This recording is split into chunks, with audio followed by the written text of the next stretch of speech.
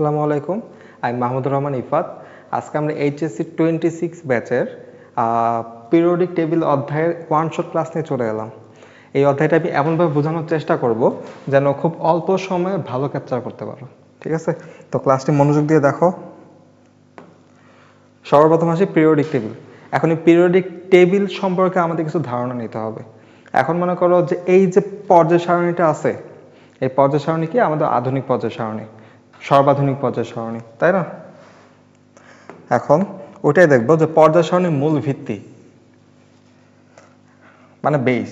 ঠিক আছে, তো পর্যায় সারণীর মূল ভিত্তির ক্ষেত্রে আধুনিক আগে যে পর্যায় সারণীটা ছিল নর্মাল পর্যায় সারণী, তার মূল ভিত্তি হচ্ছে পারমাণবিক ভর।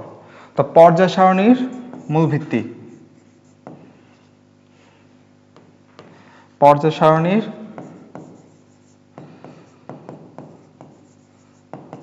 সারণীর মূল ভিত্তি হচ্ছে পারমাণবিক ভর। ঠিক আছে, পারমাণবিক ভর। এখন আমরা কি পাইছি যে আধুনিক পর্যায় সারণী। তো আধুনিক পর্যায় সারণীর মূল ভিত্তি কি? আধুনিক পর্যায় সারণীর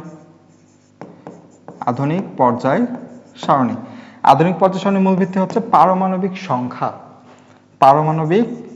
পারমাণবিক সংখ্যা। তারপর কি আসলো? সর্বাধুনিক পর্যায় সারণী। তো সর্বাধুনিক পর্যায় সারণী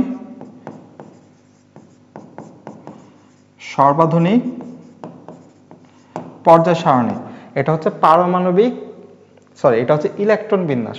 সর্বাধুনিক পর্যায় সারণী হচ্ছে ইলেকট্রন বিন্যাস। তো আমরা এর বেসগুলো বা ভিত্তিগুলো মনে রাখবো যে আধুনিক নর্মাল যে পর্যায় সারণীটা ছিল সর্বপ্রথম, সেটা হচ্ছে পারমাণবিক ভর।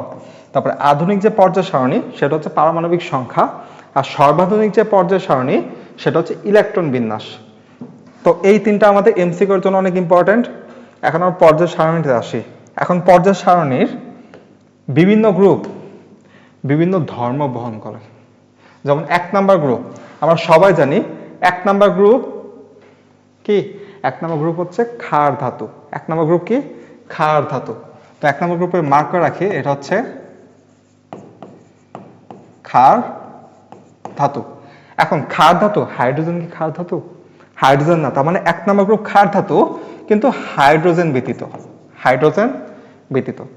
এখন 2 নাম্বার গ্রুপ কি? 2 নাম্বার গ্রুপ হচ্ছে মৃৎ ক্ষার ধাতু। 2 নাম্বার গ্রুপ মৃৎ ক্ষার ধাতু। ঠিক আছে, তো মৃৎ ক্ষার ধাতু 2 নাম্বার গ্রুপ হলে এখানে 2 নাম্বার গ্রুপে কয়টা আছে? 1 2 3 4 5 6টা। 6টা এলিমেন্টস ধরি মৃৎ ক্ষার ধাতু। এখন আসি 13 নম্বরে, মাঝখানে গুলোতে আসতেছি পরে। 13 নম্বরে আসি। 13 নম্বর গ্রুপটা হচ্ছে বোরন ফ্যামিলি। 13 নম্বর গ্রুপটা কি? Boron family. তো এখানে আসি বোরন ফ্যামিলি। তারপর আসি 14 নম্বর গ্রুপ। 14 নম্বর গ্রুপ সর্বপ্রথম এলিমেন্টস হচ্ছে কার্বন, এর জন্য কার্বন ফ্যামিলি। আগের মতোই এটা হচ্ছে কার্বন ফ্যামিলি। এগুলো বইয়ে ভালো মতো টুকে রাখবা, কারণ এগুলো তোমাদের যে বই পর্যায় সারণীটা আছে, এই পর্যায় সারণী এগুলো ভালো মতো ক্যাপচার করতে পারলে দেখবা যে এই অধ্যায়টা অনেক ইজি হয়ে যাবে। ঠিক আছে, তো কার্বন ফ্যামিলির পরে 15 নম্বর গ্রুপ হচ্ছে নিকটোজেন বা শ্বাস রোধকারী। নিকটোজেন বা শ্বাস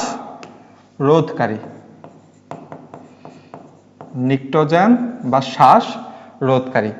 16 নম্বর গ্রুপ হচ্ছে চালকোজেন বা আকরিক উৎপন্নকারী। 17 নম্বর গ্রুপ হচ্ছে হ্যালোজেন। 17 নম্বর গ্রুপ হ্যালোজেন বা হ্যালোজেনের বাংলা কি? লবণ উৎপন্নকারী, তাই না? তারপর 18 নম্বর গ্রুপ হচ্ছে ইনার্ট বা নোবেল গ্যাস। ইনার্ট বা নোবেল বা অভিজাত গ্যাস বলতে পারো। ঠিক আছে, ইনার্ট বা নোবেল বা অভিজাত গ্যাস। এখন 11 নম্বর যে গ্রুপটা আছে, 11 নম্বর গ্রুপ হচ্ছে কয়েন মেটাল বা মুদ্রা ধাতু। 11 নম্বর গ্রুপটা হচ্ছে মুদ্রা ধাতু। ঠিক আছে, তো 11 নম্বর গ্রুপ মুদ্রা ধাতু। এখন আসি, তো প্রত্যেক কি এক একটা গ্রুপ কি কি ধর্ম বহন করে এটা আমরা বুঝলাম। তো এখন আসি কোনটা কোন ব্লক মৌল। এখন আমাদের 4 ধরনের ব্লক আছে, S block, P block, D block এবং এফ ব্লক। এখন ব্লক মৌল কিভাবে চিনব? তোমার শেষ ইলেকট্রন বিন্যাসের শেষ ইলেকট্রনটি যে অরবিটালে যায় সে সেই ব্লক মৌল। যেমন মনে করো যে প্রথম দুইটা গ্রুপ 1 and 2, প্রথম দুইটা গ্রুপ, এই প্রথম দুইটা গ্রুপ হচ্ছে অ্যাস ব্লক মৌল। প্রথম দুইটা গ্রুপ কি মৌল? S block. প্রথম দুইটা গ্রুপ অ্যাস ব্লক মৌল। তারপরে শেষে, আচ্ছা এখন বলো তো অ্যাস ব্লক মৌলে এলিমেন্টস কয়টা বা অ্যাটম কয়টা? অ্যাস ব্লক মৌলে এলিমেন্টস বা অ্যাটম কয়টা এটা আলাদাভাবে লিখি। অ্যাস ব্লক এলিমেন্টসে আসি। দেখো তো অ্যাস ব্লকের গ্রুপ কয়টা? দুইটা, এই 1 নাম্বার আর 2 নাম্বার। এই সবগুলা অ্যাটমে ইলেকট্রন বিন্যাস দেখবা শেষ ইলেকট্রন অ্যাস অরবিটালেই গেছে। এখন হাইড্রোজেন হচ্ছে অ্যাস ব্লক মৌল, কিন্তু এখানে হিলিয়ামও তো শেষ ইলেকট্রন অ্যাস অরবিটালেই যায়, তাই না? 1s2। তো হিলিয়ামটাও তো তোমার অ্যাস ব্লক মৌলই হবে, তাই না? তো ওইখানে হিলিয়ামটা এখানে ছোট করে লিখে রাখলাম অ্যাস, তো হিলিয়ামটাও কি হবে? অ্যাস ব্লক মৌল। তো মোট কয়টা? এখানে 7টা, আর হিলিয়াম নিয়ে এই 7টা, মোট কয়টা? 14টা। তো অ্যাস ব্লক মৌল 14টি, অ্যাস ব্লক মৌল 14টি। এখন আসি পি ব্লক মৌলে। পি ব্লক, এখন পি ব্লক মৌলের ক্ষেত্রেও দেখো তো, তুমি যখন খেয়াল করবা তো এই 13 নম্বর গ্রুপ থেকে 18 নম্বর গ্রুপ পর্যন্ত যে অ্যাটমগুলো আছে, এই অ্যাটমগুলো শেষ ইলেকট্রন পি অরবিটালে যায়। তার মানে এখানে দেখো তো 1 2 3 4 5 6, আর নিচ দিয়ে এই বরাবর 6 6 6 কত? 36। হিলিয়াম কি আসবে না? এটা তো অ্যাস ব্লকে চলেই গেছে, তাই না? তো 36, তো 36 হলে পি ব্লক মৌল হচ্ছে 36টি, ঠিক আছে? পি ব্লক মৌল 36টি। এখন আসি ডি ব্লক। তো ডি ব্লক মৌল আবার পর্যায় সারণীতে আসি। ডি ব্লক মৌল তোমার 3 নাম্বার গ্রুপ থেকে শুরু করে, 3 নাম্বার গ্রুপ থেকে শুরু করে একদম 12 নম্বর গ্রুপ পর্যন্ত, 3 নাম্বার থেকে শুরু করে একদম 12 নম্বর গ্রুপ পর্যন্ত এরা সবাই ডি ব্লক, এরা সবাই ডি ব্লক মৌল। এখন ডি ব্লক মৌলের মধ্যেও কিছু মানে বৈশিষ্ট্য আছে, যেটা হচ্ছে অবস্থান্তর মৌল। ডি ব্লক মৌলগুলোকে অবস্থান্তর মৌল বলা হয়, কিন্তু অবস্থান্তর সবাই কি অবস্থান্তর ডি ব্লকের? না, সবাই অবস্থান্তর না। কিছু কিছু মিস আছে, যেটা হচ্ছে স্ক্যান্ডিয়াম অবস্থান্তর নয়, আবার জিঙ্ক অবস্থান্তর নয়। তো তোমার এখানে ডি ব্লক মৌলের মধ্যে, আচ্ছা ডি ব্লক মৌল কয়টা আগে হিসাব করি। দেখো তো এখানে 1 2 3 4, 4টা রো, আর তোমার 1 2 3 4 5 6 7 8 9 10টা কলাম। তো 4টা রো 10টা কলাম, মোট এলিমেন্টস কয়টা? 40টা। এখন 40টার মধ্যে দেখো এই দুইটা লাইন, এই দুইটা আমার বাদ পড়বে না, কারণ এই দুটো তো ল্যান্থানাইট আর অ্যাক্টিনাইট নিচে চলে আসছে। তো এই দুটো বাদ পড়বে। তো কয়টা হলো? 38। তাহলে এখানে হিসাব করি 40 থেকে বাদ যাবে কয়টা? দুইটা ঘর বাদ যাবে, 38। তারপরে এই যে দুইটা ঘর বাদ গেল, এখন এফ ব্লকে আসি। আচ্ছা এফ ব্লকে না আসি, ল্যান্থানাইট অ্যাক্টিনাইট সারিতে আসি। ল্যান্থানাইট অ্যাক্টিনাইট সারি, ল্যান্থানাইটের প্রথম মৌল ল্যান্থানাম, এটা কিন্তু ডি ব্লক। ল্যান্থানাইটের প্রথম মৌল ল্যান্থানাম, এটা হচ্ছে ডি ব্লক। আবার অ্যাক্টিনাইট সারির প্রথম দুইটা অ্যাক্টিনাম আর থোরিয়াম, এগুলো ডি ব্লক মৌল, ঠিক আছে? তো এখানে দুটো বাদ পড়লো, আবার 3টা অ্যাড হবে। তাহলে কয়টা হবে? দুটা বাদ পড়লো প্লাস 3টা, তাহলে 38 আর 3 কত? 41। তো 41টি, সবসময় মনে রাখবা ডি ব্লক মৌল 41টি। এখন আসে এফ ব্লক মৌল। এফ ব্লক, এখন এফ ব্লক হিসাব করতে গেলে তোমার এখানে দেখো তো এই ল্যান্থানাইট সারিতে 15টা, আবার অ্যাক্টিনাইট সারিতে 15টা, কিন্তু 3টা বাদ পড়তেছে, ঠিক আছে? 3টা বাদ পড়লে মোট এফ ব্লক মৌল হবে। আচ্ছা তার আগে এই যে সারিটা দেখতেছো, এই দুইটা সারি ল্যান্থানাইট আর অ্যাক্টিনাইট, এই দুইটা সারি হচ্ছে এফ ব্লক মৌলের এলিমেন্টস, ঠিক আছে? তো এফ ব্লক, ল্যান্থানাইট আর অ্যাক্টিনাইট কি? F block. এখন এফ ব্লকের ক্ষেত্রে তাহলে এলিমেন্টস কয়টা? 15 15, 30টা হওয়ার কথা, কিন্তু 3টা তো বাদ পড়তেছে, ডি ব্লকে চলে যাইতেছে। তো 3টা বাদ পড়লে 15 30 -3 মানে 27, ঠিক আছে? এখন আসি ডি ব্লক মৌলের একটা স্পেশাল বৈশিষ্ট্য বলছিলাম, যেটা হচ্ছে অবস্থান্তর মৌল বা অবস্থান্তর ধাতু। এখন অবস্থান্তর ধাতু কারা? অবস্থান্তর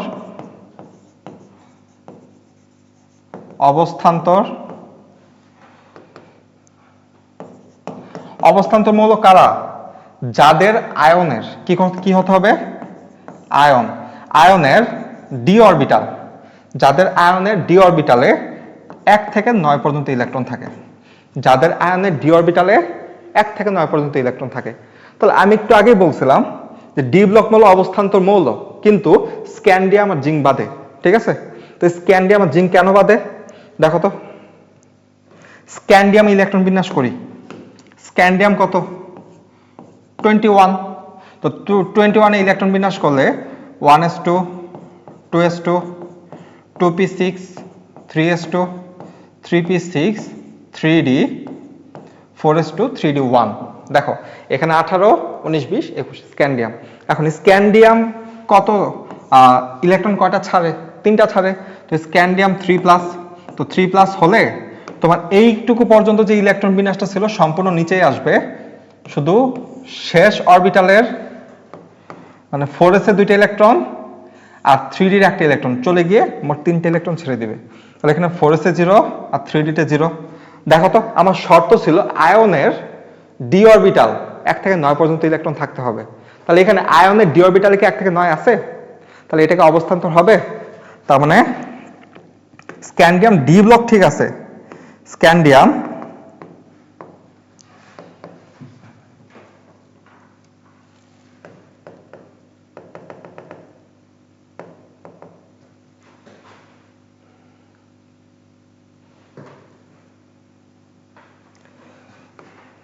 স্ক্যান্ডিয়াম ডি ব্লক ঠিক আছে, কিন্তু স্ক্যান্ডিয়াম অবস্থান্তর ধাতু নয়, তাহলে অবস্থান্তর হবে না।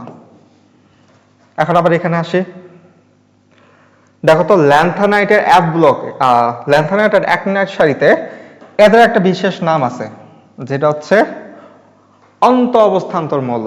ঠিক আছে, বা বিরল মৃত্তিকা মৌল। তাহলে এফ ব্লক মৌলদের আমরা কি বলবো, বা ল্যান্থানাইট অ্যাক্টিনাইট সারির মৌলদের আমরা কি বলবো? বিরল মৃত্তিকা মৌল। ঠিক আছে, এই হলো আমাদের পুরো পর্যায় সারণী। এই পুরো পর্যায় সারণীটা ভালোভাবে আয়ত্ত করতে হবে। ভালোভাবে আয়ত্ত করার পর তারপর তুমি মূল অধ্যায়ে যাবা। এখন আসি এই পর্যায় সারণীতে কোন কোন গ্রুপে আর কোন কোন পর্যায়ে কয়টা করে অ্যাটম আছে ওগুলো হিসাব করি। তো পর্যায় একে দেখো তো, তোমার পর্যায় একে হাইড্রোজেন আর হিলিয়াম, পর্যায় একে হাইড্রোজেন আর হিলিয়াম, তো এই দুইটা আছে।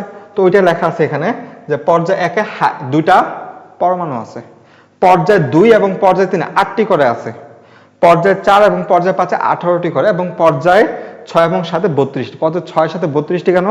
দেখো পর্যায় 6 সাথে ল্যান্থানাইট আর অ্যাক্টিনাইট সারি আছে, এদের দুইটাই তো 30 হয়ে গেছে, তাই না? সরি 15 হয়ে গেছে, বাকিগুলো এখান থেকে আসবে, মোট 32টা। তারপরে এখানে আসি গ্রুপ এর ক্ষেত্রে, গ্রুপ 1 এ 7টি, গ্রুপ 1 এ 7টি, গ্রুপ 2 এ 6টি, গ্রুপ 3 তে 32টি। গ্রুপ 3 তে 32টি কেন আসলো? এটা ল্যান্থানাইট আর অ্যাক্টিনাইট আসছে, এই দুটো 30 আসছে, আর এই দুইটা ল্যান্থানাইট আর অ্যাক্টিনাইট সারি থেকে 15 15 30, আর এই স্ক্যান্ডিয়াম আর নিচেরটা আসলো 32। তো এইটা দেওয়া হয়েছে এমসিকিউর জন্য।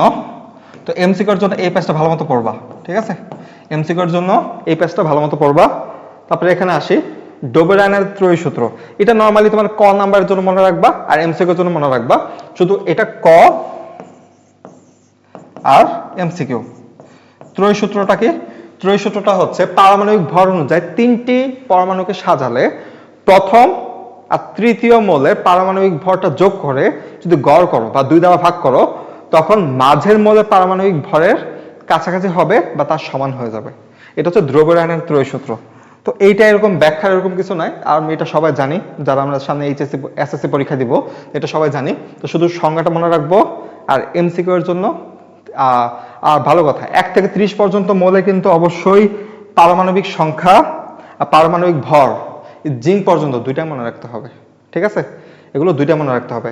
আর গ্রুপ 1 মনে রাখবো, group 1, group 2, group 11, group 17, group 18, এই গ্রুপগুলার সকল মৌলের পারমাণবিক সংখ্যা আর পারমাণবিক ভর মনে রাখবো। ঠিক আছে। তো দ্রব্যের আয়নের ত্রয়ী সূত্র এটা তুমি ক নাম্বারের জন্য মুখস্থ রাখবা।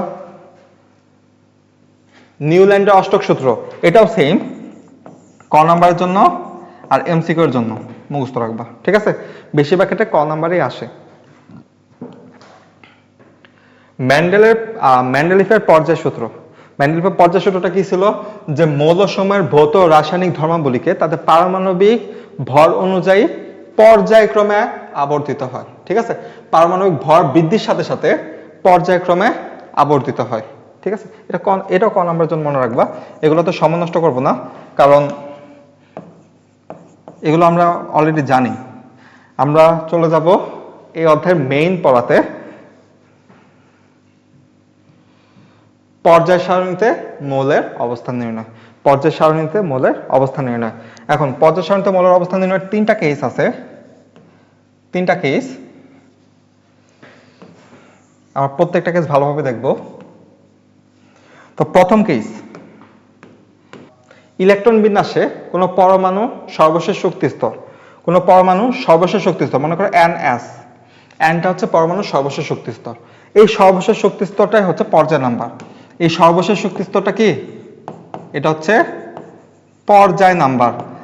আর পর্যায় নাম্বার যদি এটা হয়, তাহলে এই S এর উপর একটা ইলেকট্রন আছে, মানে ইলেকট্রন সংখ্যা আছে, আর ইলেকট্রন সংখ্যাটাই হচ্ছে গ্রুপ নাম্বার।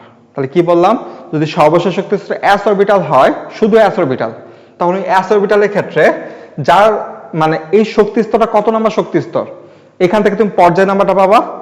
আর ওই s অরবিটালে মোট কয়টা ইলেকট্রন আছে, একটা নাকি দুইটা? একটা হলে গ্রুপ 1 এর, দুইটা হলে গ্রুপ 2 এর, ঠিক আছে? তো এই নাম্বারটা হচ্ছে গ্রুপ নাম্বার। তারপরে এই প্রথম কেসটা একদম সহজ ছিল। এখন আসি, যদি কোনো ইলেকট্রন বিন্যাসের সর্বশেষ শক্তি স্তরে s এবং p অরবিটাল থাকে, তো সর্বশেষ শক্তি স্তরে ns এবং np, ns এবং np, তো সেই ক্ষেত্রে সর্বশেষ শক্তি স্তরের নাম্বার মানে এই n আর এই n, এই নাম্বারটাই তো আমার পর্যায় নির্দেশ করবে, তাই না? তো এটা তো আমার পর্যায়, এটা তো কোনো সন্দেহ নাই। কিন্তু গ্রুপ নির্ণয়ের ক্ষেত্রে এই s এর উপর একটা ইলেকট্রন আছে, মনে করো s এর উপর ইলেকট্রন আছে হচ্ছে m, আর p এর উপর ইলেকট্রন আছে হচ্ছে q, ঠিক আছে? m আর q। তো এই ক্ষেত্রে গ্রুপ নাম্বারটা হবে, ভালোভাবে খেয়াল করো, এই ক্ষেত্রে গ্রুপ নাম্বারটা হবে ওই s orbital electron plus p orbital electron plus 10 জন, ঠিক আছে? s orbital electron plus p orbital electron plus 10 আসবে। তো এটা যোগ করার পর তোমার যা আসবে এটা হচ্ছে গ্রুপ নাম্বার, ঠিক আছে? এখন আসি 3 নাম্বার কেস, যে তোমার সর্বশেষ শক্তি স্তরে s অরবিটাল আর তার আগের প্রধান শক্তি স্তরে যদি d অরবিটাল থাকে, তার মানে এখানে লিখতে পারবো যে n-1d আর ns। সর্বশেষ শক্তি স্তর s অরবিটাল আর তার আগের প্রধান শক্তি স্তর মানে কি n-1, তো n-1d যদি এরকম হয়, তখন s অরবিটালে একটা ইলেকট্রন আছে আর d অরবিটালে একটা ইলেকট্রন আছে। তো s অরবিটালে ইলেকট্রন, d অরবিটালে ইলেকট্রন, s অরবিটালে ইলেকট্রন আর d অরবিটালে ইলেকট্রন, আচ্ছা এটাকে মার্ক করি, একটা m একটা p বা একটা m একটা q, বললাম এটা m এটা q। তখন গ্রুপ নাম্বার শুধু m আর q এর যোগফল হবে, তখন গ্রুপ নাম্বার শুধু m আর q এর যোগফল হবে। তাহলে কেসগুলো আরেকবার বলতেছি, রিভিউ করতেছি। যদি কোনো সর্বশেষ শক্তি স্তরে s অরবিটাল থাকে কোনো পরমাণুর, তো s অরবিটালের শক্তি স্তর নাম্বার, সর্বশেষ শক্তি স্তর নাম্বার হচ্ছে পর্যায় নাম্বার, আর s অরবিটাল ইলেকট্রন কয়টা আছে ওটা হচ্ছে গ্রুপ নাম্বার। তারপরে তোমার সর্বশেষ শক্তি স্তরে যদি s অরবিটাল এবং p অরবিটাল থাকে, তো ওই সর্বশেষ শক্তি স্তরের নাম্বার হচ্ছে পর্যায় নাম্বার, এবং s আর p এর অরবিটালে যে ইলেকট্রনগুলো আছে তাদেরকে যোগ করে তার সাথে 10 যোগ করে দিব, ঠিক আছে? আর সর্বশেষ শক্তি স্তরে যদি s অরবিটাল আর তার আগের প্রধান শক্তি স্তরে যদি d অরবিটাল থাকে, তখন d অরবিটাল ইলেকট্রন সংখ্যা আর s অরবিটাল ইলেকট্রন সংখ্যা যোগ করে দিলে এটা গ্রুপ নাম্বার পেয়ে যাব, ঠিক আছে? এখন সর্বশেষ কেসে তোমার এই যে এই আনটা সর্বশেষ শক্তি স্তর নাম্বারই কিন্তু পর্যায় নাম্বার, ঠিক আছে? সর্বশেষ শক্তি স্তরের নাম্বারই পর্যায় নাম্বার। আচ্ছা আমরা তো এইভাবে দেখলাম, এখন একটা প্র্যাকটিস করি। তো প্র্যাকটিস করার ক্ষেত্রে দেখো ময়মনসিংহ 25-এ আসছে যে জেড এর পারমাণবিক সংখ্যা 25, তো 25 পারমাণবিক সংখ্যা কার? ম্যাঙ্গানিজ, তাই না? ম্যাঙ্গানিজ 25। তো ইলেকট্রন বিন্যাস করো 1s2 2s2 2p6 3s2 3p6 3d 4s2 18 19 20 আর এখানে 5। ঠিক আছে, এখন দেখো তো গ নম্বর প্রশ্নে কি বলছে, জেড মোলের পর্যায় সারণীটা অবস্থান নির্ণয় করো। এখন বলতো এটা কোন কেসের মধ্যে পড়ছে? শেষ অরবিটালে শেষ প্রধান শক্তি স্তর s অরবিটাল আর তার আগের প্রধান শক্তি স্তর d অরবিটাল আছে। এটা 3 নাম্বার কেস না? আর 3 নাম্বার কেসে কি তাদের ইলেকট্রন সংখ্যা যোগ করে দিলে গ্রুপ নাম্বার পেয়ে যাচ্ছি। তো এখানে কি করব, যে গ্রুপ নাম্বার সমান সবার শেষে আছে 2, মানে s অরবিটাল ইলেকট্রন 2 আর d অরবিটাল ইলেকট্রন 5, মানে মোট 7। আর পর্যায় নাম্বারের ক্ষেত্রে তোমার সর্বশেষ শক্তি স্তর নাম্বার কত? এই 4। তো এই 4টা হবে আমার পর্যায় নাম্বার। ঠিক আছে, তো পরের প্রশ্ন যাই। দেখো x আর y, x এর পারমাণবিক সংখ্যা হচ্ছে 4 আর y এর পারমাণবিক সংখ্যা হচ্ছে 22। x এর পারমাণবিক সংখ্যা 4, y পারমাণবিক সংখ্যা 22। তো x এর পারমাণবিক সংখ্যা যদি 4 হয়, ইলেকট্রন বিন্যাস করলে 1s2 2s2, আর y পারমাণবিক সংখ্যা ইলেকট্রন বিন্যাস করলে 1s2 2s2 2p6 3s2 3p6 3d 4s2। ঠিক আছে, দেখো তো এখানে কয়টা গেছে, 18 19 20 আর দুইটা আছে, দুইটা ডিতে আসবে। ঠিক আছে, এখন প্রথমটার ক্ষেত্রে সর্বশেষ শক্তি স্তরে কে আছে? s orbital. তো s অরবিটালে থাকা অবস্থায় তাহলে এটা কোন কেসের মধ্যে পড়ছে? এটা কেস 1 এর মধ্যে পড়ছে, কেস 1 এ পড়ছে। তো কেস 1 হলে এর যে ইলেকট্রন সংখ্যা আছে, এই ইলেকট্রন সংখ্যাটা আমাকে কি নির্দেশ করবে? গ্রুপ। তার s ইলেকট্রন সংখ্যা হচ্ছে গ্রুপ, মানে গ্রুপ 2। আর পর্যায় নাম্বার, তা পর্যায় নাম্বার কি হবে? সর্বশেষ শক্তি স্তরের নাম্বার। এখন সর্বশেষ শক্তি স্তর এখানে 2, তাই না? এখানে 2 দিয়ে দেব। আর পরেরটার জন্য বলো তো, পরেরটার জন্য কোন কেসের মধ্যে পড়ছে? 3 নাম্বার কেস। তো 3 নাম্বার কেসে 2 আর 2, মানে শেষ শক্তি স্তরে s অরবিটাল, তার আগের প্রধান শক্তি স্তরে d অরবিটাল। তো ওই s আর d এর ইলেকট্রনগুলো যোগ করে গ্রুপ নাম্বার বের করব। 2 আর 2 4, মানে গ্রুপ নাম্বার 4। আর পর্যায় নাম্বার হচ্ছে শেষ শক্তি স্তরের নাম্বার, মানে 4। ঠিক আছে, তো এখানে গ্রুপও 4 পর্যায়ও 4। আচ্ছা, এখানে x আর y মৌল দুটা কে কে? x হচ্ছে বেরিলিয়াম, y হচ্ছে টাইটানিয়াম। দেখো আমরা এই অধ্যায়ে যা পড়বো সব একটা সামারি করে দিই আগে। ঠিক আছে, ধর্ম একই পর্যায়ে বাম থেকে ডানে গেলে কি হবে, আর একই গ্রুপের উপর থেকে নিচে আসলে কি হবে। প্রথম পারমাণবিক ব্যাসার্ধ একই পর্যায়ে বাম থেকে ডানে গেলে পারমাণবিক ব্যাসার্ধ কি হয়? কমে। কেন কমে? একটা প্রশ্ন থাকতে পারে না? যদি আমরা পরে ব্যাখ্যা করব, তাহলে শর্টে বলে দিই, ইলেকট্রন বাড়ে একই পর্যায়ে বাম থেকে ডানে গেলে, প্রোটন বাড়ে, তো তাদের মধ্যে আকর্ষণ বাড়ে, তো শক্তি স্তরগুলো একটু সংকুচিত হতে থাকে। তার জন্য একই পর্যায়ে বাম থেকে ডানে গেলে তোমার আকারটা কমতে থাকে। আর উপর থেকে নিচে আসলে, আচ্ছা একই পর্যায়ে যখন থাকে, পর্যায়ে কখনো শক্তি স্তর বাড়ে না। তুমি বাম থেকে যত ডানে যাও, 1 থেকে 18তে যাও, দেখো পর্যায়ে একটাই, মানে শক্তি স্তর একটাই আছে। ঠিক আছে, কিন্তু উপর থেকে যত নিচে আসবা, 1 নিচে আসলে একটা করে শক্তি স্তর বাড়বে, মানে 1 থেকে 2 আসলে একটা শক্তি স্তর বাড়বে, 2 থেকে 3 আসলে 2 এর থেকে একটা শক্তি স্তর বাড়বে। তার মানে যদি উপর থেকে নিচে আসো, হয় ইলেকট্রন বাড়তেছে, হ্যাঁ এটা ঠিক যে ইলেকট্রন বাড়তেছে, প্রোটনও বাড়তেছে, আকর্ষণ বাড়তেছে, কিন্তু শক্তি স্তর বাড়ার কারণে এতটাও শক্তিশালী হয় না যে তার আগের উপরের যে শক্তি স্তরটা আছে, আগের শক্তি স্তরের চেয়ে ছোট করে দিবে, এতটাও শক্তি হয় না। ঠিক আছে, তো একই গ্রুপের উপর থেকে নিচে গেলে পারমাণবিক ব্যাসার্ধ বৃদ্ধি পায়। ঠিক আছে, আয়নীকরণ শক্তি একই পর্যায়ে বাম থেকে ডানে গেলে, আয়নীকরণ শক্তি পারমাণবিক ব্যাসার্ধ কমলে আর নিউক্লিয়াসের সাথে ইলেকট্রনের একটা আকর্ষণ বৃদ্ধি পায়। এখন আকর্ষণ বৃদ্ধি পেলে আয়নীকরণ শক্তি ইলেকট্রন সরানোর জন্য প্রয়োজনীয় শক্তি, তাই না? এখন যদি আকর্ষণ বেড়ে যায়, তখন ইলেকট্রন সরাতে শক্তি বেশি লাগবে না? তো শক্তি বেশি লাগলে অবশ্যই আয়নীকরণ শক্তি বাড়বে। তার মানে পারমাণবিক ব্যাসার্ধ কমলে আয়নীকরণ শক্তি বৃদ্ধি পাবে। আর পারমাণবিক ব্যাসার্ধ উপর থেকে নিচে আসলে যেহেতু বাড়তেছে, তার মানে নিউক্লিয়াস থেকে শেষ শক্তি স্তরে ইলেকট্রনটির আকর্ষণও কমতেছে, যেহেতু আকার বাড়তেছে, তাই আকর্ষণ কমলে ওই ইলেকট্রনটা সরাতে কম শক্তির প্রয়োজন হবে। ঠিক আছে, তার মানে একই গ্রুপ উপর থেকে নিচে আসলে পারমাণবিক আয়নীকরণ শক্তি হ্রাস পায়।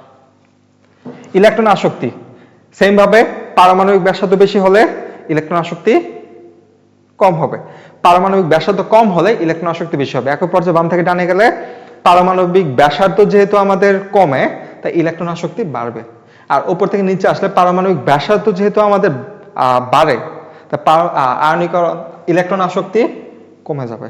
ঠিক আছে, তড়িৎ ঋণাত্মকতা সেম ভাবে তড়িৎ ঋণাত্মকতাও বাম থেকে ডানে গেলে তড়িৎ ঋণাত্মকতা বাড়বে, উপর থেকে নিচে আসলে কমবে। তারপর আছে ধাতব ধর্ম। এখন ধাতব কারা? যারা খুব সহজে ইলেকট্রন ত্যাগ করতে পারে, যে যত সহজ ইলেকট্রন ত্যাগ করতে পারবে সে তত শক্তিশালী ধাতু।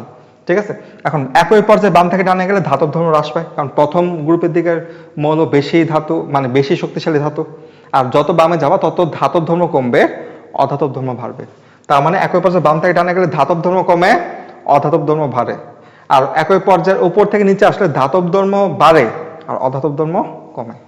ঠিক আছে, তারপর কক্ষপথের সংখ্যা, ওই যে বললাম যে একটা গ্রুপে উপর থেকে নিচে আসলে কক্ষপথ একটা একটা করে বাড়ে, এই যে একটি করে বাড়ে। ঠিক আছে, আর একই পর্যায়ে বাম থেকে ডানে গেলে কক্ষপথ বাড়বে, ইলেকট্রন আর প্রোটন বাড়বে, কিন্তু কক্ষপথ বাড়বে না।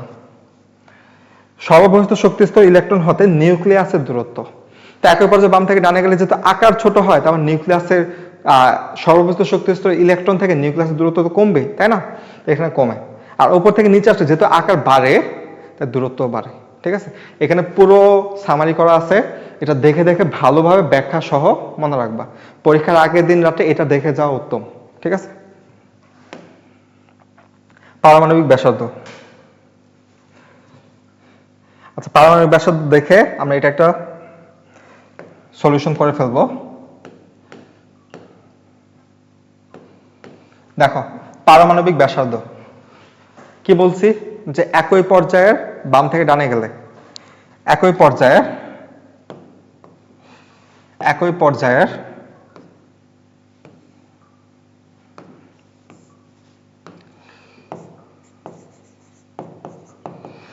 পর্যায়ের বাম থেকে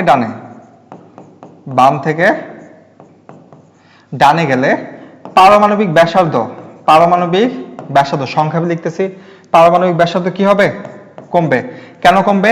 একই পর্যায়ে বাম থেকে ডানে গেলে পরমাণুর প্রোটন সংখ্যা বাড়ে, প্রোটন সংখ্যা বাড়ার সাথে সাথে আকর্ষণ বাড়ে, ইলেকট্রনের সাথে আকর্ষণ বাড়ে, তো আকর্ষণ বাড়ার কারণে সংকুচিত হয়। ঠিক আছে, আকৃতিটা সংকুচিত হয়। তার একই গ্রুপের উপর থেকে নিচে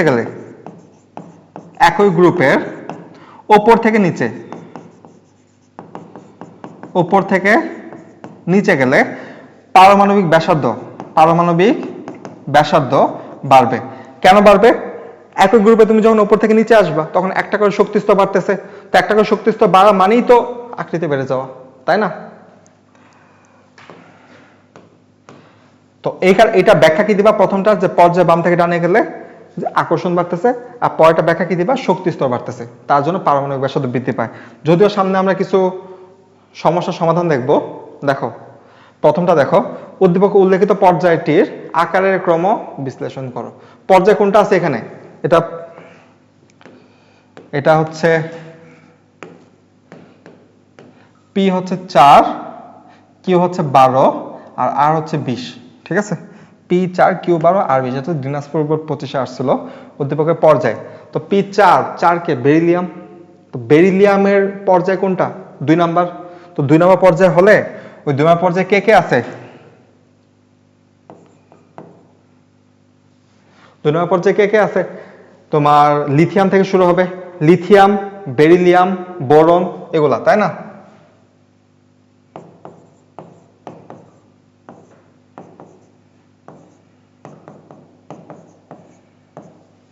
lithium, beryllium, boron, carbon, nitrogen, oxygen, fluorine আর নিয়ন। দেখো তো এখানে নিয়ন আছে, ফ্লোরিন আছে, ফ্লোরিনের আগে কে আছে? অক্সিজেন, তার মানে ওয়াইটা হবে অক্সিজেন আর এক্সটা হবে নাইট্রোজেন। তো ওই পর্যায়ে যদি আকারের ক্রম হিসাব করি, তো একই পর্যায়ে বাম থেকে ডানে গেলে কি হয়? আকার হ্রাস পায়, তো আকার হ্রাস পেতে থাকবে। বামের মৌলগুলো আকার বেশি আর ডানের মৌলগুলো আকার কম। ঠিক আছে, তো এটা হচ্ছে এটা আনসার। ব্যাখ্যা কি দেবা?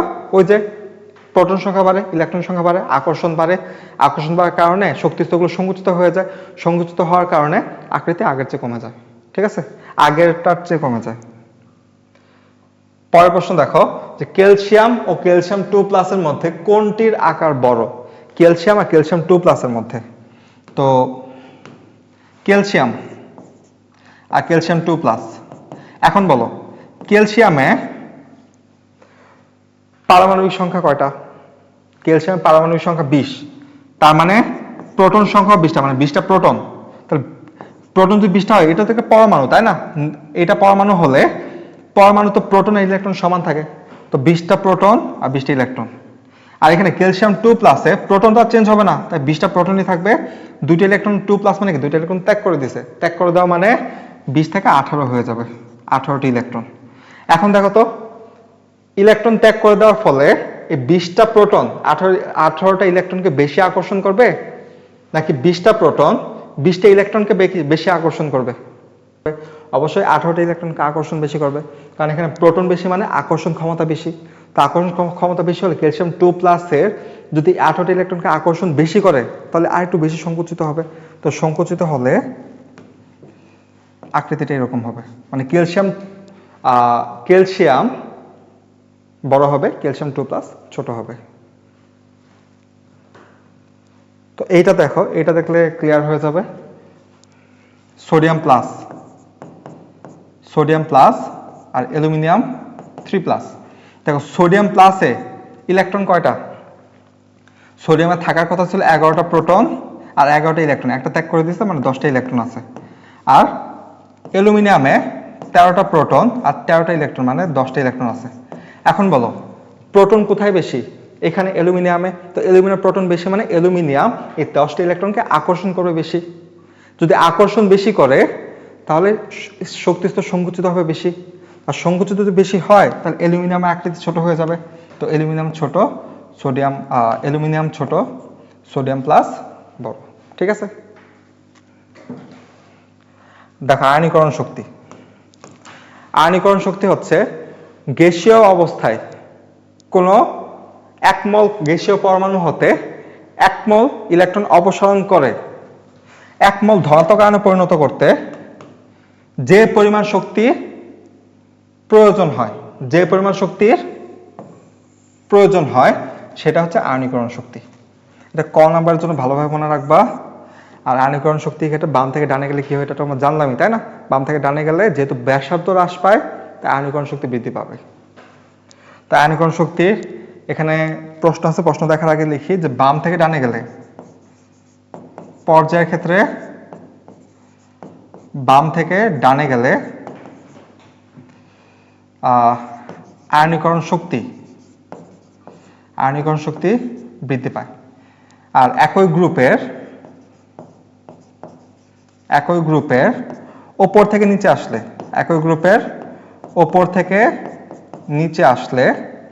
আয়নীকরণ শক্তি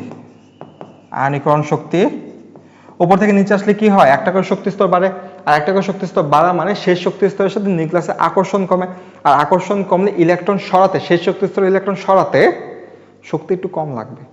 কেন? আকর্ষণ কমে গেছে, এখন তুমি সরাতে পারবে খুব সহজে। তার জন্য উপর থেকে নিচে আসলে একটা করে শক্তি স্তর বাড়ার কারণে আয়নীকরণ শক্তির মান কমে যায়। ঠিক আছে, আয়নীকরণ শক্তির মান কমে যায়। বা তুমি এভাবে মনে রাখতে পারো যে পারমাণবিক ব্যাসার্ধ যেহেতু কমে যায় বাম থেকে ডানে গেলে, তাই আয়নীকরণ শক্তির মান বেড়ে যাবে। আর উপর থেকে নিচে আসলে যেহেতু পারমাণবিক ব্যাসার্ধ বেড়ে যায়, তাই আয়নীকরণ শক্তির মান কমে যাবে। এখন আসি এই ম্যাথটা দেখো। এম হচ্ছে সর্বশেষ শক্তি স্তরের ইলেকট্রন বিন্যাস, এটা সর্বশেষ শক্তি স্তরের ইলেকট্রন বিন্যাস। তো NS1, n এর মান হচ্ছে 5, তো 5s1, তো m এর ক্ষেত্রে 5s1 কার? রুবিডিয়াম, তাই না? 5s1 rubidium. তারপর x আছে হচ্ছে 3s2 আর 3p1, 3s2 আর 3p1 কে? x 3s2 3p1, 3s2 আর 3p1 হচ্ছে অ্যালুমিনিয়াম। ঠিক আছে, 3s2 আর 3p1 হচ্ছে অ্যালুমিনিয়াম। তারপরে তোমার y হচ্ছে তোমার 3s2, তো 3s2 মানে ম্যাগনেসিয়াম, তার মানে এটা হচ্ছে অ্যালুমিনিয়াম আর এটা হচ্ছে ম্যাগনেসিয়াম। এখন বলো এই এক্স এম এক্স আর ওয়াই তিনটের মধ্যে আয়নীকরণ শক্তি ক্রম কিরকম হবে? আগে খেয়াল করো, ম্যাগনেসিয়াম আর অ্যালুমিনিয়াম একই পর্যায়ের পাশাপাশি মৌল। তো ম্যাগনেসিয়ামের পরে অ্যালুমিনিয়াম আছে, তার মানে অ্যালুমিনিয়ামের আকৃতি ছোট, তাহলে অ্যালুমিনিয়াম আয়নীকরণ শক্তিটা বেশি হবে। তো অবশ্যই অ্যালুমিনিয়াম আয়নীকরণ শক্তি বেশি হলে এই চিহ্নটা হবে। আবার রুবিডিয়ামের পারমাণবিক ব্যাসার্ধ এই দুইটার চেয়ে বড়। কেন? একটু পর্যায় সারণীতে যায়। দেখো পর্যায় সারণীতে রুবিডিয়াম কোথায় আছে? 5 নাম্বার পর্যায়ে আছে। তারপর 5 নাম্বার পর্যায়ে, আর অ্যালুমিনিয়াম আছে হচ্ছে অ্যালুমিনিয়াম আর ম্যাগনেসিয়াম 3 নাম্বারে আছে। তো শক্তি তো দুইটা বাড়ছে না, দুইটা বাড়া মানে অনেক, মানে আকৃতি অনেক বেড়ে যাওয়া।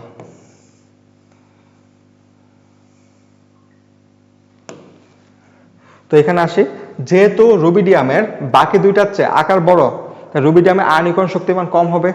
আকার বড় হলে আয়নীকরণ শক্তির মান কম হবে। তার মানে এখানে রুবিডিয়ামের আয়নীকরণ শক্তি বাকি দুইটার চেয়ে কম। ঠিক আছে, রুবিডিয়ামের আয়নীকরণ শক্তি বাকি দুইটার চেয়ে কম। তো এই হচ্ছে এই আনসার। তুমি ব্যাখ্যা কিভাবে দিবা? তুমি বলবা যেহেতু ম্যাগনেসিয়াম এবং অ্যালুমিনিয়াম একই পর্যায়ের মৌল, পাশাপাশি দুটি মৌল, আর বাম থেকে ডানে গেলে যেহেতু আমাদের আয়নীকরণ শক্তির মান বেড়ে যায়, তাই অ্যালুমিনিয়ামের আয়নীকরণ শক্তি বেশি হবে। আর ওপর থেকে নিচে আসলে যেহেতু আমাদের ব্যাসার্ধ বেড়ে যায়, তার আয়নীকরণ শক্তির মান কম হবে। তার মানে রুবিডিয়ামের যেহেতু দুইটা শক্তি স্তর বেশি, তার মানে অবশ্যই আয়নীকরণ শক্তির মান কম হবে এই দুইটার তুলনায়, তাই না? তার মানে এই দুইটা আয়নীকরণ শক্তি রুবিডিয়ামের চেয়ে বেশি, আবার অ্যালুমিনিয়ামের আয়নীকরণ শক্তি বাকি দুইটার চেয়ে বেশি। পরে আসো আয়নীকরণ শক্তির ব্যতিক্রম। এটা একটা ইম্পর্টেন্ট একটা জিনিস, আয়নীকরণ শক্তির ব্যতিক্রম। সহজে তোমাদের এসএসসিতে নর্মালি অত দেখে নেয় আসতে, কিন্তু একটা প্রশ্ন আছে। দেখো এই প্রশ্ন চট্টগ্রাম বোর্ড 25-এ আসছিল। এই যে একটা ফ্ল্যাকচুয়েশন আসছে, এখানে হচ্ছে আয়নীকরণ শক্তির একটা ব্যতিক্রম ঘটছে। তো এটা আমরা একটু দেখব যে আয়নীকরণ শক্তির ব্যতিক্রমটা হচ্ছে তোমার গ্রুপ 2 আর গ্রুপ 3 মধ্যে, গ্রুপ 2 আর গ্রুপ 3 মধ্যে আয়নীকরণ শক্তি একটা ব্যতিক্রম দেখবা, এবং গ্রুপ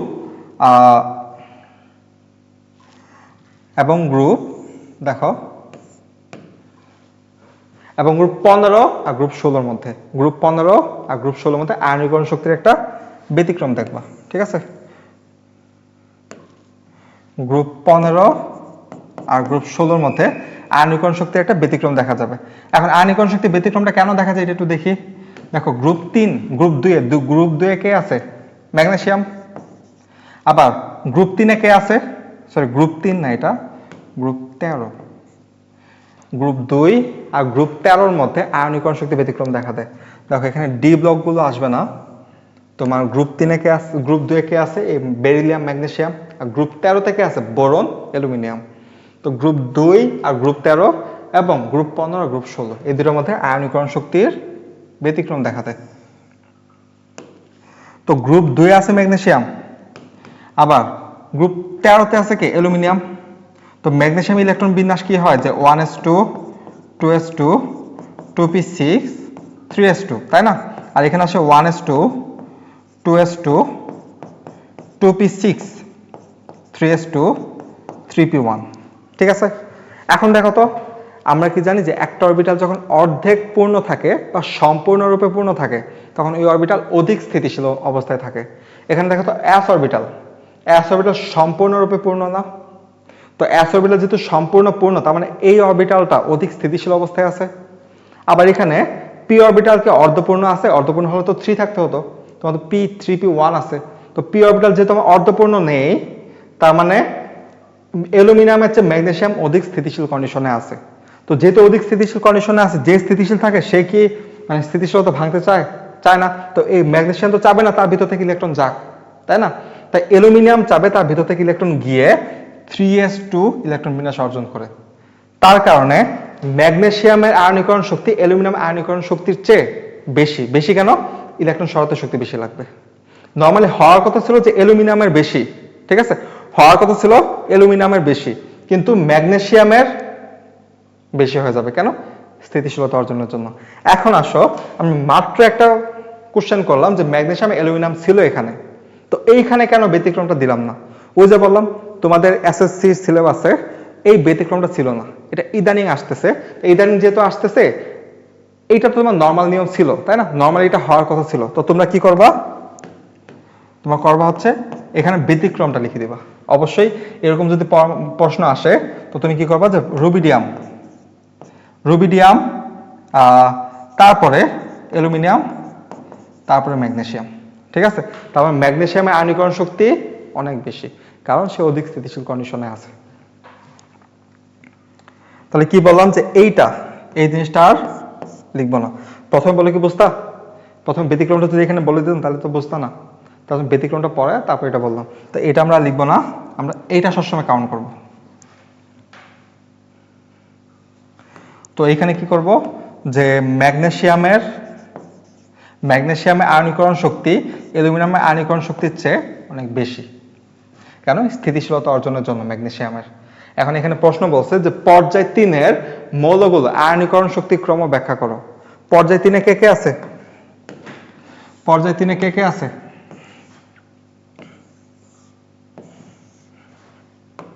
পর্যায় 3-এ আছে সোডিয়াম, ম্যাগনেসিয়াম, অ্যালুমিনিয়াম।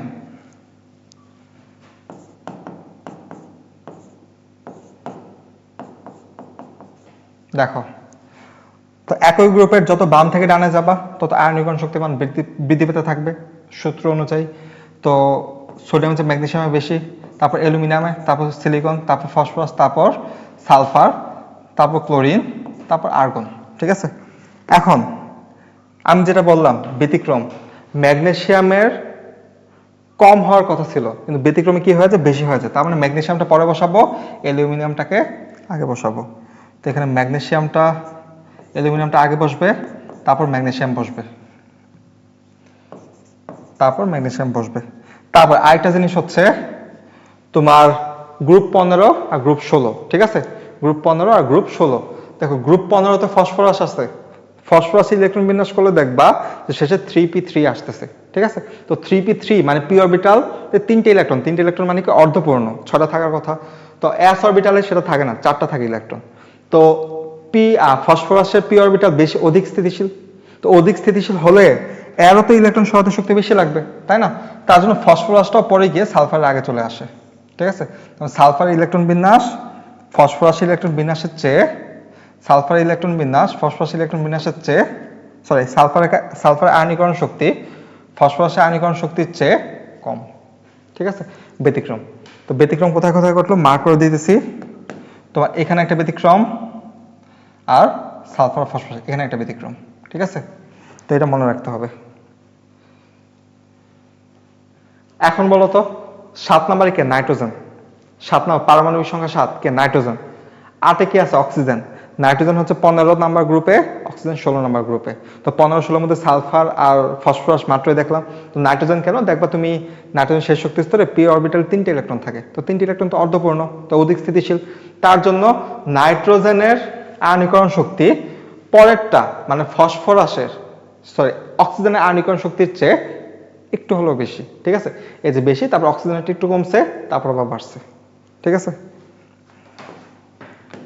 তো এইখানে বলছে আয়নীকরণ শক্তি ক্রম বলছে উদ্দীপকের মৌলগুলো আয়নীকরণ শক্তি ক্রম ঊর্ধ্বমুখী না হয়ে, এখানে বলছে ঊর্ধ্বমুখী না হওয়ার কারণ।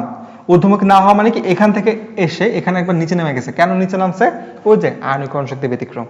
তো আয়নীকরণ শক্তির ব্যতিক্রম। তো সাথে হচ্ছে নাইট্রোজেন আর 8 হচ্ছে অক্সিজেন। তো নাইট্রোজেন ইলেকট্রন বিন্যাস করলে 1s2 2s2 2p3, আর অক্সিজেন ইলেকট্রন বিন্যাস করলে 1s2 2s2 2p4। দেখো তো এইটা অধিক স্থিতিশীল অবস্থায় আছে, আর এইটা এর চেয়ে তো কম স্থিতিশীল অবস্থায় আছে, তাই না?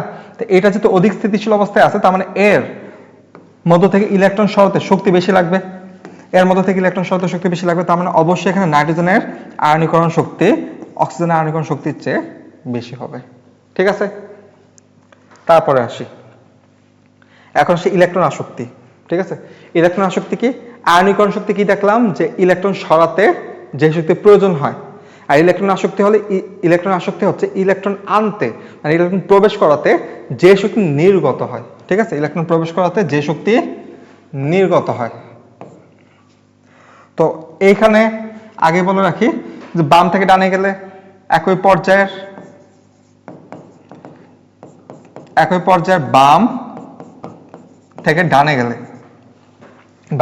গেলে ইলেকট্রন আসক্তির মান ওই যে বক্সে দেখে আসছি যে পারমাণবিক সংখ্যা বৃদ্ধি পেলে ইলেকট্রন আসক্তির মান কি হবে, পারমাণবিক ব্যাসার্ধ বৃদ্ধি পেলে ইলেকট্রন আসক্তির মান কি হবে, হ্রাস পাবে। তো একই পর্যায়ে বাম থেকে ডানে গেলে যদি পারমাণবিক ব্যাসার্ধ হ্রাস পায় তাই ইলেকট্রন আসক্তি বেড়ে যাবে। আর একই গ্রুপের ওপর থেকে নিচে আসলে যেহেতু পারমাণবিক ব্যাসার্ধ বেড়ে যায় তাই ইলেকট্রন আসক্তি কমে যাবে। ঠিক আছে, ইলেকট্রন আসক্তি কমে যাবে। তো তুমি এইভাবে পর্যায় সারণীটা একটু ভালোভাবে আয়ত্ত করে তুমি এগুলো যদি মনে রাখো তোমার এই অধ্যায় কিছুই না। বুঝতে পারছো? এখন আসি ইলেকট্রন আসক্তির একটু ম্যাথ দেখি। দেখো গ্রুপ 1 এর মৌলগুলো ইলেকট্রন আসক্তির ক্রম। গ্রুপ 1 এ কে আছে? গ্রুপ 1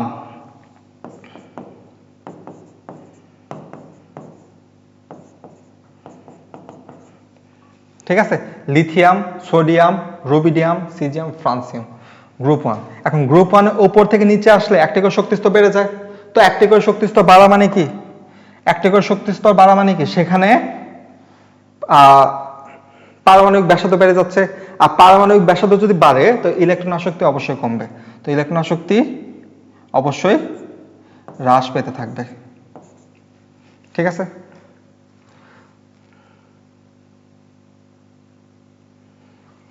গ্রুপ এর ক্ষেত্রে। আর যদি এটা পর্যায় 1 এর জন্য আসতো তো পর্যায় 1 আর পর্যায় 2 হোক, বাম থেকে ডানে গেলে কি হয়?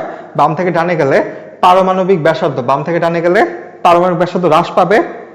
আর পারমাণবিক ব্যাসার্ধ হ্রাস পেলে আয়নীকরণ শক্তির মান বেড়ে যাবে। এখন আসে ব্যতিক্রম। তোমাদের যদি ব্যতিক্রম আসে না, কিন্তু যেহেতু একবার চলে আসছে তো সামনে আরো আসতেও পারে, তাই ব্যতিক্রমটা অবশ্যই পড়ে রাখবো। তো ব্যতিক্রমের ক্ষেত্রে এখন আসি আবার গ্রুপে, এই পর্যায় সারণীতে। দেখো পর্যায় সারণীতে আমরা কি বলছিলাম যে 2 আর 13 নম্বর গ্রুপের মধ্যে আয়নীকরণ শক্তি ব্যতিক্রম, আর 15 আর 16 নম্বর গ্রুপের মধ্যে ইলেকট্রন আয়নীকরণ শক্তি ব্যতিক্রম। এখন ইলেকট্রন আসক্তির মধ্যে 1 আর 2 এই 1 আর 2 এর মধ্যে ইলেকট্রন আসক্তি একটা ব্যতিক্রম ঘটবে। আর 14 আর 15 এর মধ্যে ইলেকট্রন আসক্তির একটা ব্যতিক্রম ঘটবে। কিভাবে ব্যতিক্রম ঘটে একটু দেখি।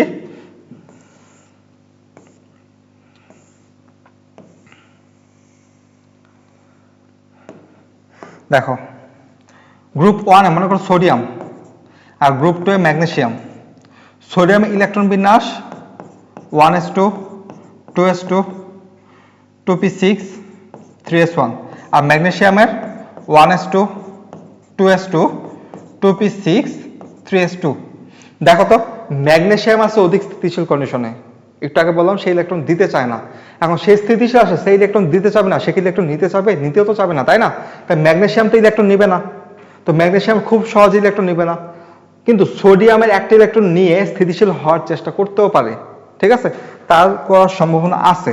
তার জন্য সোডিয়ামের ইলেকট্রন আসক্তি ম্যাগনেসিয়ামের চেয়ে বেশি। ঠিক আছে, নরমালি কি হওয়া উচিত? বাম থেকে ডানে গেলে ইলেকট্রন আসক্তি বাড়ার কথা, তো সোডিয়ামের কম হওয়ার কথা ম্যাগনেসিয়ামের চেয়ে। কিন্তু কি বললাম যে সোডিয়ামের ইলেকট্রন আসক্তি ম্যাগনেসিয়ামের চেয়ে বেশি। কেন বেশি?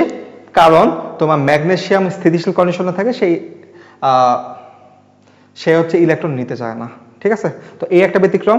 আর শেষে কার্বন আর নাইট্রোজেন, এটা তোমাদের HW, যে এটা কিভাবে ব্যতিক্রম এটা HW করে রাখবে। ঠিক আছে, এটা নিজেরা করবা। তো ব্যতিক্রম হয়ে গেলে ব্যতিক্রমে একটা দেখো তো। আচ্ছা, এখানে একটা সুন্দর একটা জিনিস স্টার দিয়ে রাখলাম, ভালো মতো গুরুত্ব দিবা। ক্লোরিন আর ফ্লোরিনের মধ্যে আয়নীকরণ শক্তি, ক্লোরিন আর ফ্লোরিনের মধ্যে ইলেকট্রন আসক্তি ক্রম। ক্লোরিন আর ফ্লোরিন, দেখো ক্লোরিন আর ক্লোরিনের মধ্যে ইলেকট্রন আসক্তি ক্রম। এখন কি বলছিলাম যে একই গ্রুপের উপর থেকে নিচে আসলে একটা করে শক্তি স্তর বাড়ে। তো শক্তি স্তর বাড়লে অবশ্যই সেখানে ইলেকট্রন আসক্তি কম হওয়ার কথা। কিন্তু কিন্তু ক্লোরিনের ইলেকট্রন আসক্তি, যদিও ক্লোরিন ফ্লোরিনের নিচে অবস্থান করতেছে, তা ক্লোরিনের ইলেকট্রন আসক্তি বেশি, কমে না, উল্টা আরো বেড়ে যায়। কেন বাড়ে? ব্যাখ্যাটা মনে রাখো যে ফ্লোরিন ছোট মৌল, তো ছোট মৌল হওয়ায় এর যে ইলেকট্রনগুলো আছে, ইলেকট্রন ডেনসিটি বা ইলেকট্রন ঘনত্ব অনেক বেশি। ইলেকট্রন ঘনত্ব বেশি হওয়ায় অপর একটি ইলেকট্রন যদি ভেতরে আসতে চায় তখন বাকি ইলেকট্রনগুলো বিকর্ষণ করবে। কিন্তু সেই ক্ষেত্রে ক্লোরিন 3টা শক্তি স্তর হওয়ায় তার মধ্যে ইলেকট্রন আসলে ওই ফ্লোরিনের মতো বিকর্ষণ করে না, তার মানে ক্লোরিন ইলেকট্রন নিতে যাবে বেশি। ঠিক আছে, তাহলে এখানে কি ফ্লোরিনের ইলেকট্রন ডেনসিটি বেশি, তাহলে এখানে কি লিখবো? ফ্লোরিনের ইলেকট্রন ডেনসিটি বেশি, বেশি হওয়ার কারণে ফ্লোরিনের ইলেকট্রনগুলোর মধ্যে বিকর্ষণ শুরু হয়। তো বিকর্ষণ শুরু হলে অপর একটি ইলেকট্রন তো আনাই যাবে না, আনা না গেলে ক্লোরিনের সর্বশেষ শক্তিস্তর ইলেকট্রন আসার সম্ভাবনা বেশি, তার মানে ইলেকট্রন আসক্তির মানও বেশি। পর্যায় 3-এর ইলেকট্রন আসক্তির ক্রম ব্যতিক্রম মাথায় রেখে পর্যায় 3-এর ইলেকট্রন আসক্তির ক্রম HW লিখবা। ঠিক আছে, ব্যতিক্রমটা মাথায় রেখে লিখবা, অবশ্যই ব্যতিক্রমটা লিখতে হবে। আচ্ছা, আমি দেখাই দিই, তোমার ব্যাখ্যাটা তোমরা বাসায় দেখবা। যেমন মনে করো পর্যায় 3 সোডিয়াম,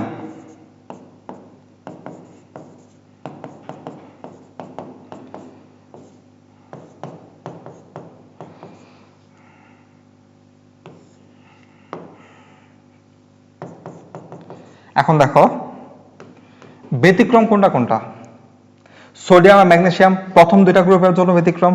তো ব্যতিক্রম যেহেতু সোডিয়াম আর ম্যাগনেসিয়ামের, ম্যাগনেসিয়ামটা আগে লিখবো, সোডিয়ামটা পরে লিখবো। এই ম্যাগনেসিয়াম আর সোডিয়াম, আর যাবে কিভাবে? ম্যাগনেসিয়ামের ইলেকট্রন আসক্তি কম, তারপর সোডিয়াম, তারপর অ্যালুমিনিয়াম, তারপর সিলিকন, তারপর ফসফরাস, তারপর সালফার, তারপর ক্লোরিন, তারপর আর্গন। এখন কথা হচ্ছে মাঝখানে 14 আর 15, তাই না? তো 14টা হচ্ছে সিলিকন আর 15টা হচ্ছে ফসফরাস। তো ফসফরাস আর সিলিকন, সিলিকনেরও দেখা যায় ফসফরাসের অধিক স্থিতিশীলতা অর্জনের জন্য ফসফরাস ইলেকট্রন কম নিতে চায়, তার মানে তার ইলেকট্রন আসক্তির মান কম। কিন্তু সিলিকনে হয় না, সিলিকন ইলেকট্রন আসক্তির মান বেশি। দেখো তড়িৎ ঋণাত্মকতা, তড়িৎ ঋণাত্মকতা হচ্ছে সমযোজী বন্ধনে আবদ্ধ ইলেকট্রন জোড়কে যখন কোনো একটা পরমাণু নিজের দিকে আকর্ষণ করে টেনে নেয়, এই টেনে নেওয়ার যে ক্ষমতা, এই ক্ষমতাটা হচ্ছে তড়িৎ ঋণাত্মকতা। ঠিক আছে, ক নাম্বার জন্য সংজ্ঞাটা আমরা মনে রাখবো, তড়িৎ ঋণাত্মকতা ক নাম্বার জন্য সংজ্ঞাটা মনে রাখবো, অনেক ইম্পর্টেন্ট। তারপর আসি তড়িৎ ঋণাত্মকতার একটা ম্যাথ দেখো। আচ্ছা, একই পর্যায়ের বাম থেকে ডানে গেলে তড়িৎ ঋণাত্মকতা কি হয়? একই পর্যায়ে বাম থেকে ডানে গেলে তড়িৎ ঋণাত্মকতা বৃদ্ধি পায়। কেন বৃদ্ধি পায়? পারমাণবিক ব্যাসার্ধ বৃদ্ধি পায়, তাই তড়িৎ ঋণাত্মকতা, পারমাণবিক ব্যাসার্ধ হ্রাস পায়, তাই তড়িৎ ঋণাত্মকতা কি হবে? বৃদ্ধি পাবে। আবার একই গ্রুপের ওপর থেকে নিচে গেলে তড়িৎ ঋণাত্মকতা কি হবে? হ্রাস পাবে। কারণ উপর থেকে নিচে গেলে পারমাণবিক ব্যাসার্ধ বেড়ে যায়, আর পারমাণবিক ব্যাসার্ধ বেড়ে গেলে তড়িৎ ঋণাত্মকতা হ্রাস পাবে। এখন শর্টকাটে মনে রাখার জন্য, পারমাণবিক ব্যাসার্ধ যদি বাড়ে তো আয়নীকরণ শক্তি কমবে, তড়িৎ ঋণাত্মকতা কমবে, ইলেকট্রন আসক্তি কমবে। আর একই যদি পারমাণবিক ব্যাসার্ধ যদি কমে যায় তো আয়নীকরণ শক্তি, ইলেকট্রন শক্তি আর তড়িৎ ঋণাত্মকতা বেড়ে যাবে। ঠিক আছে, এটা শর্টকাটে মনে রাখার জন্য। দেখো ধাতব ধর্ম, এই অধ্যায়টা এমন ভাবে সলভ করব, খুব অল্প সময় নিব, আর অল্প সময়ে এই অধ্যায়টা যেন খুব ক্রিস্টাল ক্লিয়ার হয়ে যায় তার জন্য চেষ্টা করব। আর আমি যেগুলো দেখাচ্ছি তোমাদের থিওরি বিল্ড আপের জন্য, ঠিক আছে? তোমাদের প্রচুর প্র্যাকটিস করতে হবে, প্র্যাকটিস করে নিজেদেরকে এই অধ্যায়ের সাথে আয়ত্ত করতে হবে। আর সবচেয়ে বেশি কাজ হচ্ছে তোমাদের ওই পর্যায় সারণীর সাথে নিজেকে ইউজড করা।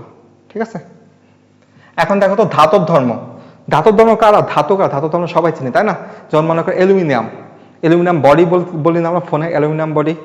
এই শব্দ করলে এই কোনো কিছুতে বাড়ি দিলে শব্দ হয়। তো সেক্ষেত্রে ধাতবগুলোকে কি বলবো?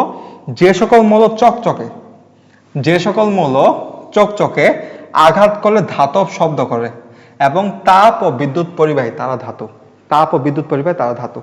এখন প্রথমে বলছিলাম যে ধাতু কারা, ধাতব ধর্ম বেশি কাদের, যে সবচেয়ে বেশি ইলেকট্রন ত্যাগ করতে ক্ষমতা রাখে। তার মানে যে মৌল যত সহজ ইলেকট্রন ত্যাগ করতে পারবে সেই মৌলের ধাতব ধর্ম তত বেশি। আবার যে মৌলের ইলেকট্রন গ্রহণ করার ক্ষমতা যত বেশি সেই মৌলের অধাতব ধর্ম তত বেশি। ঠিক আছে, তো ধাতব ধর্ম। এখন বলতো একই পর্যায়ের বাম থেকে ডানে গেলে, একই পর্যায়ের বাম থেকে ডানে গেলে, একই পর্যায়ের বাম থেকে ডানে গেলে ধাতব ধর্ম বাড়বে নাকি কমবে? অবশ্যই কমবে, কারণ প্রথম দিকে মৌলগুলো ধাতব বেশি আর শেষের দিকে মৌলগুলো অধাতব বেশি। তা বাম থেকে ডানে গেলে ধাতব ধর্ম বাড়ে, সরি ধাতব ধর্ম কমে আর অধাতব ধর্ম বাড়ে, অধাতব ধর্ম বাড়ে। ঠিক আছে, এখানে অধাতব ধর্মটা এখানে দেখা দিচ্ছি, তাই এখানে কিছু করবো না, কিছু বলবো না। ঠিক আছে, তো একই পর্যায়ে বাম থেকে ডানে গেলে ধাতব ধর্ম কমবে, অধাতব ধর্ম বাড়বে। আর একই গ্রুপের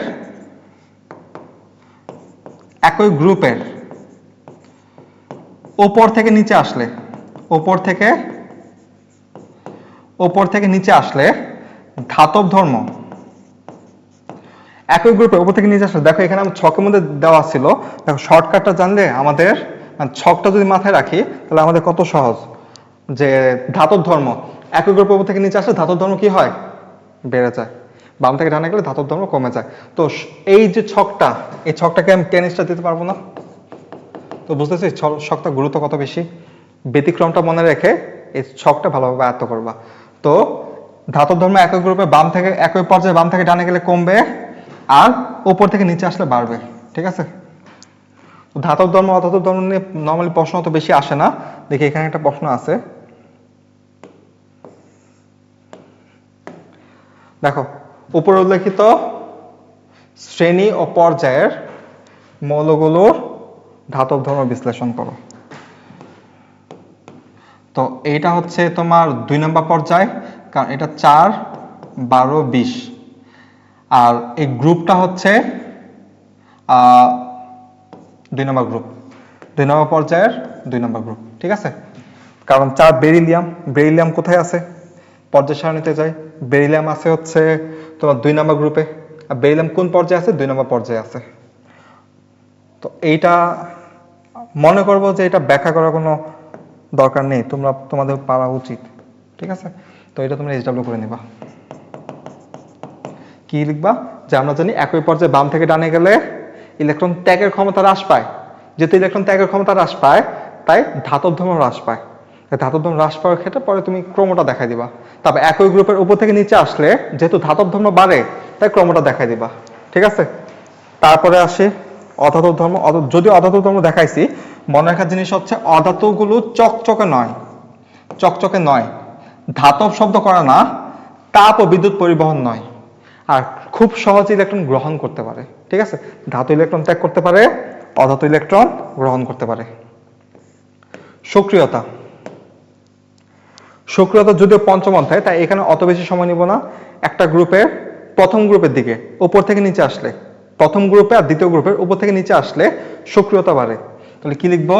যে গ্রুপ 1 আর 2 এর, গ্রুপ 1 আর 2 এর উপর থেকে নিচে আসলে সক্রিয়তা বৃদ্ধি পায়। কেন বৃদ্ধি পায়? যখন উপর থেকে নিচে আসবে একটা করে শক্তি স্তর বাড়বে, শক্তি স্তর বাড়লে সেই শক্তি স্তর ইলেকট্রনের সাথে আকর্ষণ কমে যাবে। আর সক্রিয়তা মানে কি? যে কে কত সহজে ইলেকট্রন ত্যাগ বা গ্রহণ করতেছে, এটা হচ্ছে সক্রিয়তা। আর গ্রুপ 17 নাম্বারের জন্য উপর থেকে নিচে আসলে সক্রিয়তা কমে। মনে রাখবে, গ্রুপ 17 নাম্বারের জন্য উপর থেকে নিচে আসলে সক্রিয়তা কমে। আচ্ছা, একই ধর্ম প্রদর্শন। তোমাদের জন্য শেষে কিছু প্রশ্ন রাখা হয়েছে যে ক্যালসিয়ামকে মৃৎক্ষার ধাতু বলা হয় কেন? ক্যালসিয়ামকে মৃৎক্ষার ধাতু বলা হয় কেন, এটা তোমাদের খ নাম্বার প্রশ্নের জন্য কি ইম্পর্টেন্ট। এই প্রশ্নগুলো ভালো মতো কভার করবা। তারপরে আছে যে হাইড্রোজেনকে গ্রুপ 1 এ স্থান দেওয়া হয়েছে কেন? হাইড্রোজেনকে গ্রুপ 1 এ কেন স্থান দেওয়া হয়েছে? কারণ হাইড্রোজেনের বেশিরভাগ ধর্মই গ্রুপ 1 এর ধর্মের সাথে মিলে যায়। ঠিক আছে, তার জন্য হাইড্রোজেনকে গ্রুপ 1 স্থান দেওয়া হয়েছে। তো হিলিয়ামকে গ্রুপ 2 এর পরিবর্তে গ্রুপ 18 তে স্থান দেওয়া হয়েছে কেন? এই প্রশ্ন খ নম্বর প্রশ্নের জন্য অনেক ইম্পর্টেন্ট। ঠিক আছে, এগুলো ভালো মতো করবা। ল্যান্থানাইট অ্যাক্টিনাইট মৌলগুলোকে নিচে স্থান দেওয়া হয়েছে কেন? পর্যায় সারণীর সৌন্দর্য রক্ষার্থে। তারপর ইলেকট্রন বিন্যাসী পর্যায় সারণীর মূল ভিত্তি, এটা নিজের মতো করে ব্যাখ্যা করে দিয়ে দিবা, কারণ আয়নীকরণ শক্তি, তড়িৎনাটকতা এগুলো তো ইলেকট্রন বিন্যাসের মাধ্যমেই তুমি দেখতেছো, তাই না? তো এই প্রশ্নগুলো ভালো মতো করবা। আমি তো এগুলো ডেমো দিছি, যে এগুলো দেখে তুমি বুঝবা যে খ নম্বর প্রশ্ন কোনগুলো গুরুত্ব দেওয়া দরকার বেশি। ঠিক আছে, তো একই ধরনের প্রদর্শন, এটা নর্মালি ঘ নম্বর প্রশ্নের জন্য আসে, 4 নম্বরের প্রশ্ন। তো 4 নম্বর প্রশ্ন আসার জন্য এটা তোমার সর্বোচ্চ কি করবা, যে কিছু বিক্রিয়া দেখাবা আর বিক্রিয়া দেখে পার্থক্যগুলো দেখাই দিবা। এখন একই গ্রুপে মনে করো সর্বশেষ গ্রুপ হচ্ছে, সর্বশেষ আর গ্রুপ হ্যালোজেন গ্রুপ। ঠিক আছে, ফ্লোরিন, ক্লোরিন, ব্রোমিন, এই তিনটা দেখাচ্ছি। আর এই তিনটা যদি হাইড্রোজেনের সাথে যদি বিক্রিয়া করে, হাইড্রোজেনের সাথে যদি বিক্রিয়া করে, তো কি করে? এটা হচ্ছে হাইড্রোজেন ফ্লোরাইড উৎপন্ন করবে, হাইড্রোজেন ক্লোরাইড উৎপন্ন করবে, হাইড্রোজেন ব্রোমাইড উৎপন্ন করবে, hydrogen fluoride, hydrogen chloride, hydrogen bromide. Normally hydrogen আর ব্রোমিন কি আকারে থাকবে? এগুলো গ্যাসীয় আকারে থাকবে। তো এগুলো তুমি গ্যাসীয় আকারেই পাবা। ঠিক আছে, এগুলো গ্যাসীয় মাধ্যমেই পাবা। এখন তুমি এই হাইড্রোজেন ফ্লোরাইড, হাইড্রোজেন ক্লোরাইড এগুলোকে যদি পানিতে, এগুলোর সাথে তুমি যদি পানি দাও, পানি দিলে দেখবে কি যে জলীয় মাধ্যম তৈরি করতেছে। আর জলীয় মাধ্যম তৈরি করলে এগুলো অ্যাসিডে পরিণত হয়, হাইড্রোফ্লোরিক অ্যাসিড। তারপরে HCl, হাইড্রোক্লোরিক অ্যাসিড। তার মানে তোমার এই যে অ্যাসিডগুলো উৎপন্ন হইতেছে একই গ্রুপের, তো নাকি ফ্লোরিন ক্লোরিন তো একই গ্রুপের। একই গ্রুপের হওয়ার পর সে হাইড্রোজেনের সাথে বিক্রিয়া করে hydrogen fluoride, hydrogen chloride gas উৎপন্ন করতেছে। আর পানির সাথে বিক্রিয়া করে হাইড্রোফ্লোরিক অ্যাসিড আর হাইড্রোক্লোরিক অ্যাসিড উৎপন্ন করতেছে। তার মানে ধর্ম একটাই না, দুটো তো অ্যাসিড, তাই না? একই ধর্মের নামও প্রায় সেম। তার মানে একই গ্রুপের মৌলগুলো একই ধর্ম প্রদর্শন করে, এভাবে ব্যাখ্যা দিয়ে দেবা। ঠিক আছে, এখানে তো আমি দিয়েছি 3টা, চেষ্টা করবো 4টা fluorine, chlorine, bromine, iodine, iodine পর্যন্ত দিয়ে দিবা। আর এখানেও আয়োডিন পর্যন্ত নাম লিখে দিবা। অবশ্যই এগুলো বাংলা নামগুলো ব্যাখ্যায় লিখে দিবা, ব্যাখ্যা লিখে দিলে তোমার মার্ক কাটার সম্ভাবনা কম। তো আজকে এই পর্যন্তই। চেষ্টা করছি যে অল্প সময়ের মধ্যে এই অধ্যায়টা কিভাবে কভার করা যায়। তোমাদের সবচেয়ে বেশি ইম্পর্টেন্ট গুলো একবার হাইলাইট করলে, একদম প্রথমে আসে পর্যায় সারণীটা খুব ভালোভাবে ক্যাপচার করা।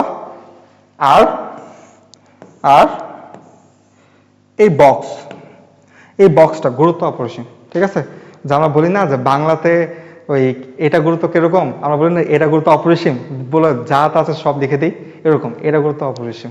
তুমি এটা তুমি মনে রাখতে পারো তো পুরো অধ্যায় তোমার মাথায় থাকবে। আর ব্যাখ্যাটা তো নিজের মধ্যে, তুমি যদি ভালোভাবে বুঝে বুঝে তুমি মনে রাখো তো তোমার বোঝার কথা না। ঠিক আছে, আর এটা তুমি ব্যতিক্রমগুলো মনে রাখবে ভালোভাবে। তো আজকে এই পর্যন্তই।